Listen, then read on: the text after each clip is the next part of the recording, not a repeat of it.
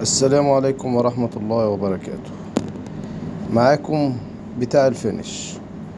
دلوقتي معانا مكنة دايو حمرا، عايزين نغير اللون بتاعها نجيبه اسمر، فنقدر نصنفر الحتت الموجودة زي ما حضرتك شايف، وعملنا التانك اسمر اهوت. انا بحاول اختصر والله في الفيديو. بقيت المكنة كلها ما شاء الله اتحولت لاسمر اهيت. وبدأنا بالجهاز عندنا بالمكنة القطر، نقدر نصمم اللي احنا عايزينه، والشريط اللي احنا نقدر نعمله شغل جديد، حاجة برضو غير تقليدية، وبفضل الله اعلى خامات واعلى درجة جودة عندنا وبس، وبفضل الله وبأحسن الاسعار، اسعار مناسبة للجميع.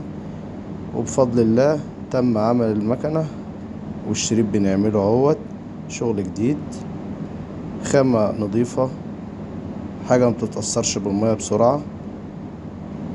برضو كلمة دايو اهيت مع الأستاذ أتو.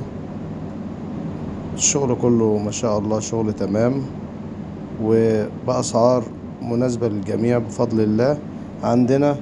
وبفضل الله عندنا قطع غيار أصلية، وعندنا اكسسوارات بفضل الله. كده تمام اهوت. الشريط كده خلص، دايو 150 بفضل الله. الشغل زي ما حضرتك شايف اهوت.